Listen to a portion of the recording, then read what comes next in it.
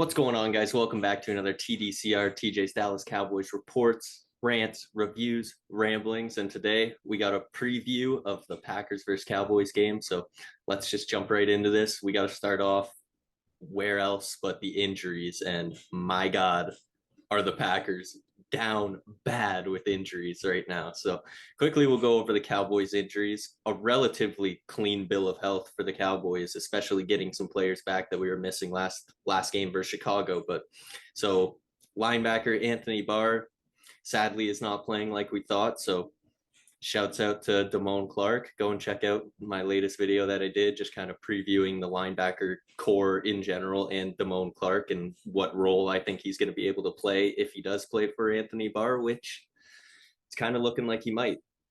Also, Malik Hooker and Sam Williams will return. So Malik Hooker, that's such a big boost to have, especially versus an Aaron Rodgers and this passing game that hasn't looked good so far, but we need to keep it that way. And Malik Hooker's been balling out all season. And then Sam Williams, just another tool in the tool bag. Sam Williams is a monster, and he's kind of shown flashes, like, getting better and better. And I hope he continues that going into this next game. So those are the only real injury notes for the Dallas Cowboys. But on the Packers side, there's a lot of injuries going into this Packers game. So we got outside linebacker Rashawn Gary is out with a knee. He's supposed to miss the rest of the season.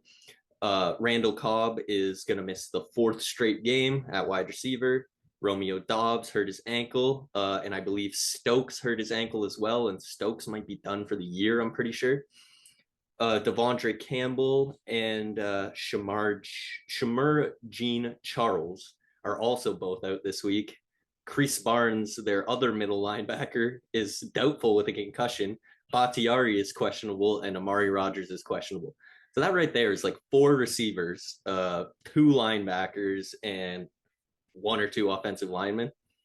Yeah, that's not a good look for the Packers, especially versus a team in the Cowboys who are relatively healthy and probably have more talent on paper than you. But yeah, we'll see what we can do. I'm always nervous whenever it's time to play AA12, but let's kind of break down the Cowboys defense versus the Packers offense here. So the Cowboys defense is overall 10th. They are 24th against the run, but 4th against the pass, and 3rd in scoring allowed. So they're going to run the ball. That's their only success is going to be through Aaron Jones. It's going to be through A.J. Dillon. It's going to be through pounding the rock against the Dallas Cowboys, which at times this season, I've mentioned it before, and I'm going to keep mentioning it until it gets fixed. It's our biggest weakness. Our biggest weakness is the fact that we can't stop the run. And if teams commit to it, like the Bears did, they can put up a lot of points. But as long as our offense is clicking on the other side, then it shouldn't really matter. Like, I believe I heard, oh God, I don't want to say it's the wrong person, but I think it was Nick Eatman on one of the Dallas Cowboys podcast network. If you don't listen to those, go check those out. But I think Nick Eatman said, if you look at your team going into the year, would you rather struggle on passing on offense, running on offense, guarding the pass on defense, or stopping the run on defense?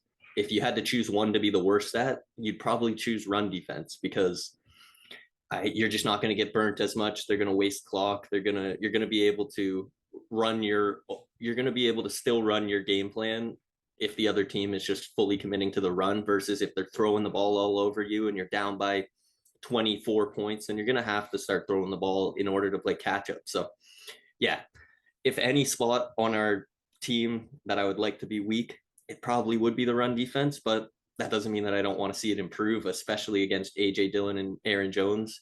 But if Aaron Jones is not playing in this game, which I'm not entirely sure what's going on with him, then if it's just A.J. Dillon, we should be fine. But both of those two are going to cause a bit more problems. So looking at the Packers offense, they're 14th overall, which is kind of shocking. I don't know. I didn't expect that, but 14th overall, they're 14th in the run, 15th in the pass, but 27th in scoring. So they're putting up the yards. They're just not managing to punch it in, which if you look at that last game versus the Detroit Lions that the Green Bay Packers had, where Aaron Rodgers threw 3 interceptions in the red zone or in plus 20 territory. Yeah, that might contribute to not scoring as much, but I also just think that they've been very turnover prone. I think they're -5 in turnover differential, so they're not getting the takeaways, but they're giving the ball away, which definitely doesn't help your offense either. And the keys to this game is going to be, like I mentioned, we got to stop the run. But then after that, if we can stop the run, you can't let Aaron Rodgers, you can't let him beat you. The guy's an assassin. We know how good he is, and I know he's not playing as well this year as we're used to in the past, but he's still freaking Aaron Rodgers, man. And if you're a Dallas Cowboys fan, that guy gives you nightmares. He's done it to us one too many times. I just want to see us end this demon. Like, let's retire. Let's retire Aaron Rodgers. Like, we're probably not going to see him next year, so let's just beat him up, get him over with, and then we never got to talk about Aaron Rodgers unless we're talking about horrible, horrible history of the Dallas Cowboys. But your key is going to be getting after that, man. So I'm counting on Micah. I'm counting on Dante Fowler. I'm counting on D-Law. I'm counting on Dorrance. I'm counting on Sam Williams being back. We just need to send the dogs. Send the dogs, and then Quinton Bohanna and Jonathan Hankins and Neville Gallimore just clog up that middle, and that's going to be our key to stopping this offense. Who's Aaron going to throw to? I don't really know. He doesn't have Cobb. He doesn't have Dobbs. So it's going to be Lazard all day. So Trayvon. I'm saying Trayvon, just go and stick to that guy's hip like glue, because Allen Lazard's going to be the only guy they're going to be confident enough to throw to, and they might even take a couple risks considering that they don't have any of their other receivers. They're going to want to hit those deep shots to Allen Lazard, and that's going to be a big key. Is going to be shutting him down, and I would just want Trayvon to be on him, because Trayvon, if he's on him, he's going to have the potential to get the pass deflections, or he's going to make that pick. Like Aaron Rodgers never throws picks. Well, yeah, old Aaron Rodgers never throws picks. This Aaron Rodgers, I think he's kind of in fuck it mode. He's like, fuck this shit. And he just tosses that ball up sometimes. And I think there's plenty of potential that Trayvon can expose that matchup, because I also don't think if Allen Lazard does beat him on a double move type thing, I don't think Allen Lazard has that breakaway speed. And I think that Trayvon does have that catch-up speed where Trayvon can take a couple chances and he'll be able to still make the play. So kind of the key matchups are going to be Micah and the boys get after the pass rush. We need our defensive tackles and Leighton and Damone Clark. If Damone Clark is in, they got to step up and stop the run, and we got to force them to pass. And that's going to be up to Trayvon to shut down Lazard. And other than that, I feel pretty confident in Deron Bland being able to guard whether Amari Rodgers plays in the slot, like whoever it is in their slot. I'm not really too concerned about Deron Bland. Quick shouts out to Deron Bland, a 6th-round rookie that comes in and plays corner, one of the hardest positions to play, fucking corner, and he's just a monster. So I love Deron Bland. Shouts out. Yeah, that's all I really got to say about the Cowboys defense versus the Packers offense. But moving on to the Cowboys offense versus the Packers defense. So I'll give you the stats for the Cowboys offense. Overall, 22nd, rushing 11th, passing 25th, and scoring tied for 14th. And the Packers defense is overall 6th, rushing 26th, passing 2, and scoring 15. So it's kind of funny how similar these teams are in a way where we both like to run the ball. We both have success running the ball. Our passing games aren't bad, but they're definitely not the strong suit of this team. And in terms of our defenses, like our defenses shut down the pass, can't stop the run. They're the exact same as us, but I think in that sense, it definitely does lead more towards the Cowboys' favor, because we got Tony Pollard, and I know Zeke is kind of nursing something. I'm not sure. I feel like they're kind of playing a little bit of gamesmanship. We don't really know exactly if Zeke's going to play coming into this game, but even if Zeke doesn't play, I feel pretty confident that Tony Pollard and Malik Davis are going to be able to run the ball enough to at least keep them honest, to keep them at least scared of the run, because Tony Pollard is a home run hitter. Like I told you in a previous video, he's a home run hitter. He is the explosive guy on the Dallas Cowboys. It's not CeeDee Lamb. Stop. I love CeeDee. It's not. It's Tony Pollard. It's Tony P. So I still feel confident that even if Zeke didn't play in this game, or if Zeke does play and it's a limited role, that Tony Pollard and Malik Davis are going to be able to pick up the slack and be able to get our offense at least moving in the way that we're used to playing our offense, right? Like we got to establish the run because also our offensive line, like guys like Terrence Steele and Tyler Smith, I really do feel like when we establish a run, those guys get more and more just physical. They get into the game and they settle in. They're not going to take those stupid penalties. They're not going to, like, they haven't been doing that this year because they get settled into the game. So no cute stuff, Kellen Moore. Okay, no cute stuff. Let's run the ball and let's take what's given to us in the passing game. When you look at the passing game, it says that they are second in terms of their pass defense. That's an interesting stat because I wonder if it's just teams aren't throwing the ball ever against them because they know they can run the ball so well. Because I really don't, like, from what I've seen this year, I'm not overly impressed with the Jair Alexander. I'm not overly impressed with Rasul Douglas. I'm not overly impressed with Stokes, who's out of the game now. But I don't know. I feel like there's going to be matchups there that we can expose, especially if Jair doesn't follow CD, which I don't know what's going on with the Packers defensive coordinator. Maybe this is why. Shouts out to my co-host Sam. This is why I needed Sam on this episode. I couldn't, sadly, Sam was busy, couldn't get him, but like I don't understand why they're so afraid to let Jair follow somebody because I don't know if Jair doesn't follow CeeDee Lamb, then I'm gonna guess it's gonna be a long night. And yeah, Anthony Brown, I think, is expected to return in this game. So maybe watch out for Anthony Brown to have a kind of a big game, especially with all the surrounding Odell talk, OBJ. That might cause Noah Brown to say, hey, I'm wide receiver 3. Like I've earned my starting spot. I've done this. I've been here. So that's kind of what I hope to see from him. Michael Gallup, I mean, if you're going to be guarded by some rando because Eric Stokes isn't playing, then Michael Gallup might have a huge game. And also Kellen, I want to see those 3 tight end sets again. I don't want, and here's a big thing, kind of just a little side note here. Here's a big thing that's kind of people have been talking about a lot with the Cowboys this year is Kellen Moore wasting his bag. So last year, it kind of felt like we had these Cedric Wilson, like jet sweep, like reverse handoff. Cedric Wilson throws the ball to CeeDee Lamb, and we were busting out all these trick plays in weeks 6, 7, 8. And everyone was like, man, what does Kellen have left? And it turns out he didn't have much left in his bag. Everybody he put everything out on film so that opposing defensive coordinators could see, hey, if Cedric Wilson gets this jet sweep, he might run it, but he also might throw, so defend it. Or that's just one example, but I just think that he put way too much on film that this year it's kind of been at times a vanilla offense, but it's working, which keep it that way. Let's not try and reveal too much. I don't want to put too much on tape. I don't want to lead ourselves to potentially be like exposed because we've shown everybody everything we got, which that can lead me into another side note of Cavante Turpin. I wonder how much Turpin we see in this game because I don't know.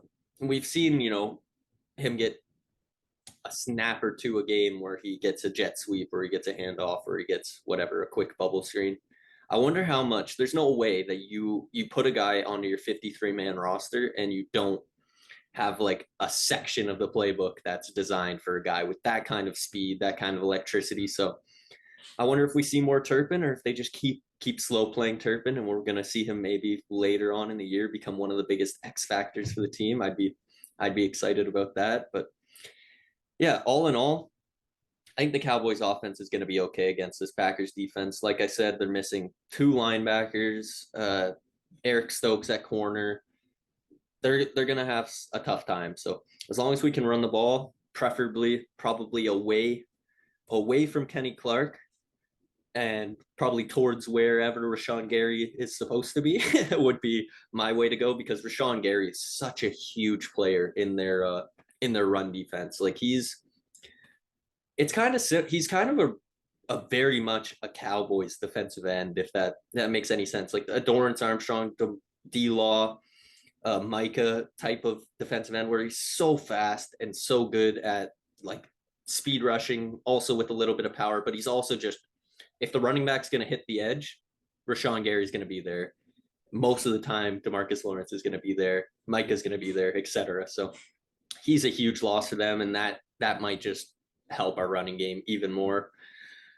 All right, so if I had to make a prediction for this game, I think I'm going to go 24-13 for the Dallas Cowboys. I think we're going to come out with the victory in this one. I think if there is going to be a touchdown, it's probably going to be a huge run by Aaron Jones or AJ Dillon that kind of wakes the Cowboys defense up, because sometimes that seems to be happening this season where they give up one play and then it's clamps time. Our defense knows like it's time to shut down.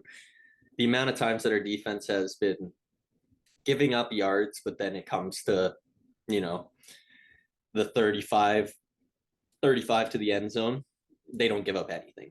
The Cowboys absolutely shut the door, force field goals, do their thing. So I'm thinking 24-13. The Cowboys offense gets clicking a little bit. Maybe they just, they try to be a little bit conservative if they don't have a Zeke, where they don't want to destroy Tony Pollard for the rest of the season. And yeah, I'm thinking we're going to put up 24-13. That's going to be my prediction. And quickly, before we end off this video, I have to do it. Obligatory Mike McCarthy is returning to Green Bay talk. So Mike McCarthy, as you should already know, if you don't already know, Mike McCarthy coached a long portion of his career in Green Bay with Aaron Rodgers. He won a Super Bowl there. He won a Super Bowl actually in AT&T Stadium, so Dallas Cowboys Stadium, with Aaron Rodgers. And this is his first game returning in, I believe, 3 seasons since he got fired. And they say all the right things, Mike and Aaron. They make it seem like they never had any beef, but that clearly was not the case when the divorce was first happening. They definitely had some sort of issues, whether it be play calling, whether it be philosophy. I'm not 100% sure, but I know for a fact that Mike McCarthy wants to go in there and absolutely sun Aaron Rodgers. And I'm sure Aaron Rodgers wants to do the same thing. He wants to fucking put a big exclamation point and say, like, yeah, we may be shit, but I fucking beat Mike McCarthy and the Cowboys that everyone's gassing up. So I'm a little bit nervous about this game, just like I said, because Aaron Rodgers, he can be that guy. But I also do question his give a fuck meter right now, because it just seems like he's kind of like, him and his receivers are not on the same page, and now his receivers are calling him out. So how much of that is going to play into like him caring about the rest of the season, I don't know. But Mike McCarthy returning to Green Bay, he got emotional about it. Just about how his wife, I think, is from there, and how, he spent so many years there. And even the year that he got fired, he was still living there. So it just kind of like, it brought up a bunch of emotions. So he's going to want to win this one. And I think the team's going to want to win it for him. Another key point is that, yes, it is Aaron Rodgers. I keep saying I'm scared of Aaron Rodgers, but who's not scared of Aaron Rodgers? Micah Parsons, Trayvon Diggs, Sam Williams, all these guys. They never played him. They didn't play him when he did those things in 2016 or 2014 to these boys. So I feel like we have a pretty young team, where CeeDee Lamb's another one, where these guys don't go into this game afraid of Aaron Rodgers. And if anything, we got Micah Parsons, the best player in football. Yep, I said it. God, that's a whole nother episode that I'm gonna have to do now, just devoting to why Micah Parsons is the best player in football, not the best defensive player, not the best offensive player, not the best player in football. I don't think he gives a fuck about Aaron Rodgers. I think he's gonna absolutely blast that kid, 2 or 3 sacks, and yeah, Micah's gonna have a breakout game. Not that he needs a breakout, but I just mean a standout performance, because it kind of feels like, not that he's been quiet, because if you watch the Cowboys, like every game he makes an impact. Literally last game scores a touchdown, but it's just kind of like on the stat sheet, the sacks and pressures have kind of dipped off a bit, even though, like I keep saying, the eye test, he's the best player in football. But yep, so there you go. 3-4 sacks for Micah Parsons. That's what I'm going to end this video with. And a 24-13 victory for the Dallas Cowboys over the Green Bay Packers. As always, you can like and subscribe if you enjoyed the video. Share it with a friend. At YouTube, Off the Post Sports. And you can find me on Apple Podcasts, Spotify, wherever else you get your podcasts at TDCR or TJ's Dallas Cowboys Report. Make sure you follow and like it there. And as always, this has been another preview video, and we'll see you next time.